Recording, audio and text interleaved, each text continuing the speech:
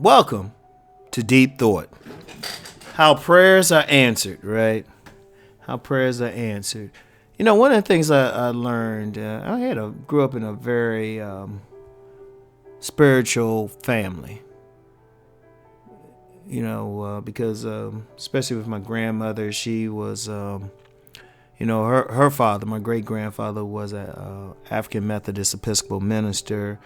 And she was the type, she just had to go to a church. I mean, she'll go to a Catholic church or, whatever church was around. So you saw a lot. And then I had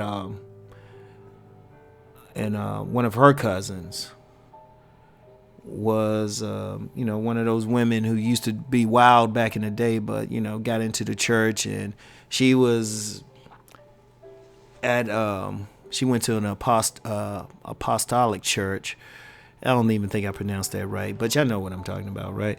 And she would take me around sometime. I remember she took me to one of those storefront churches one time just to pray. And for about an hour or so, all I was doing was saying, Jesus, Jesus, Jesus, Jesus, Jesus, Jesus, Jesus, Jesus, Jesus. But one of the things, though,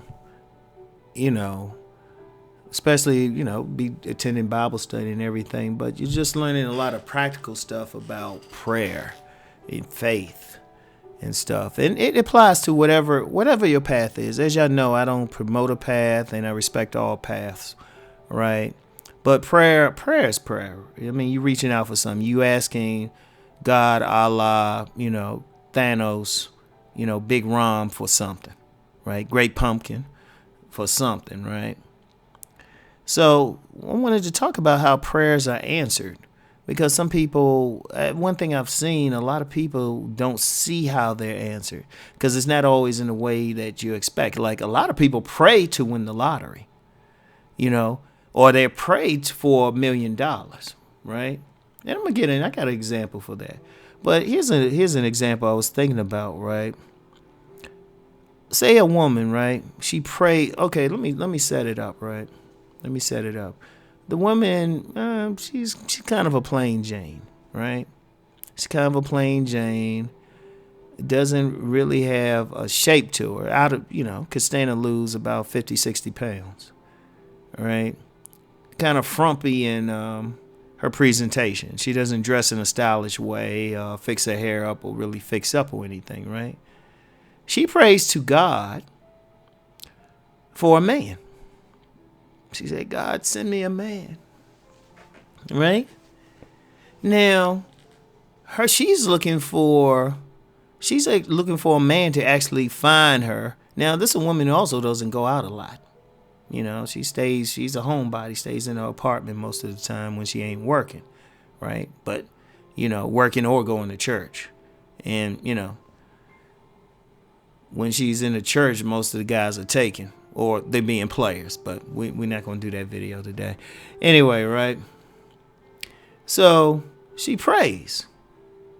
And regardless of your deity, they always hear you. They always hear you. And they try to answer. The problem is people expect it in a certain way. Now, she expected, she asked for a man. She expected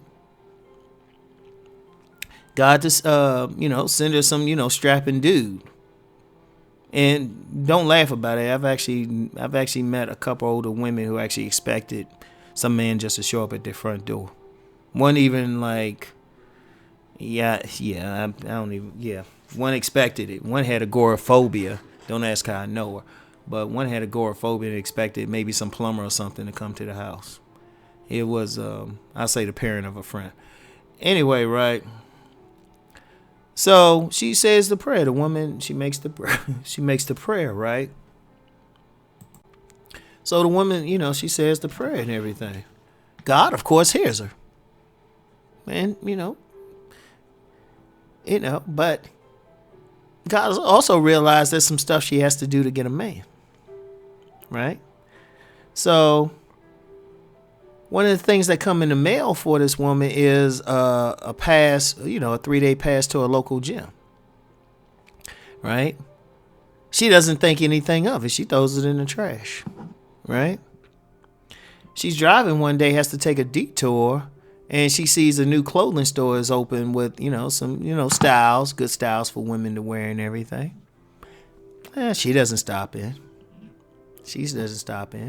And since she lives in an apartment building, she gets a new neighbor who's like a hairdresser and stylist and everything, and knows other people who know how to fix people up. Right? And even though the woman offers, to give her something for free, she doesn't take her up on it. She doesn't get that man. Right? She doesn't get that man. And, there's a sad ending to the story in a way. She dies alone. Right? And sad.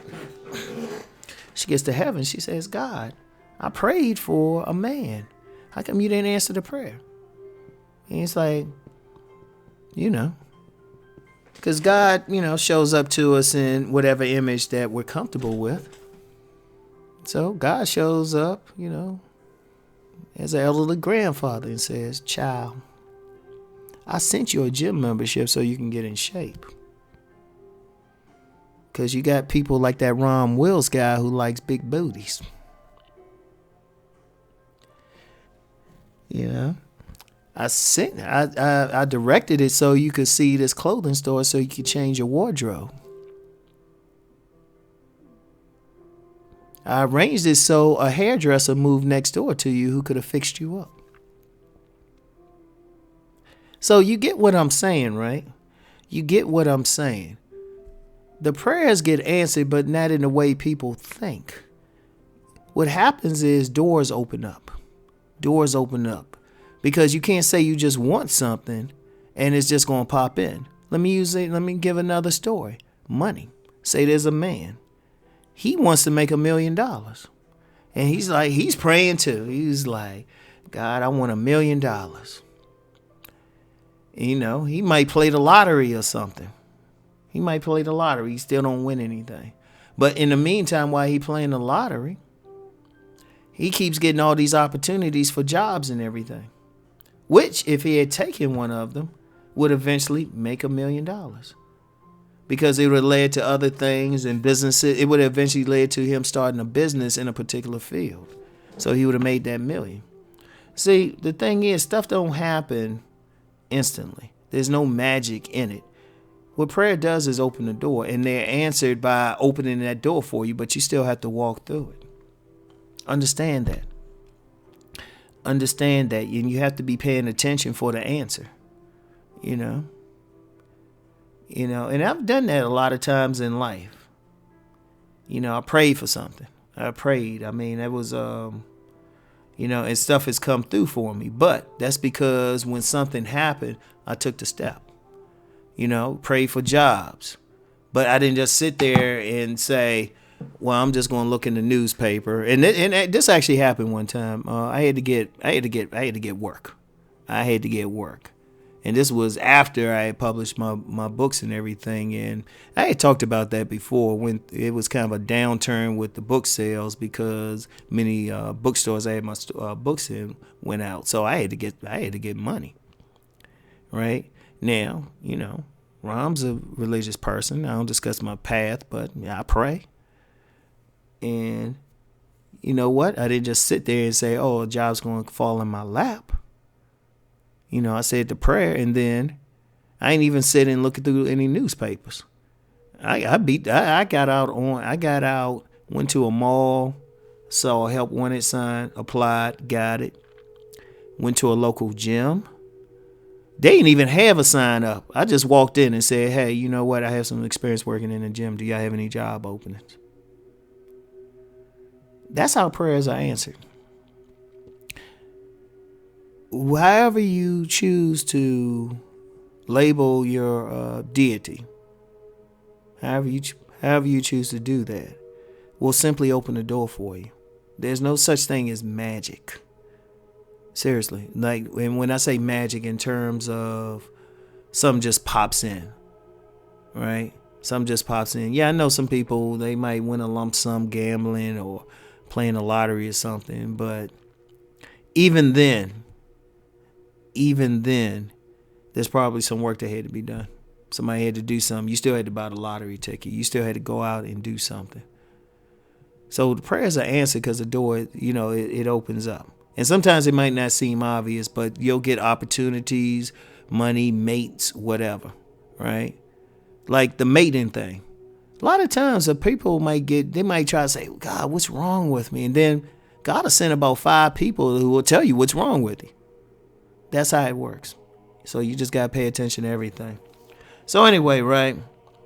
That'll probably be one of the few times I really get into that aspect of dealing with spirituality. I don't know. We'll see. Anyway, keep rising and transforming, everyone. Peace and blessings.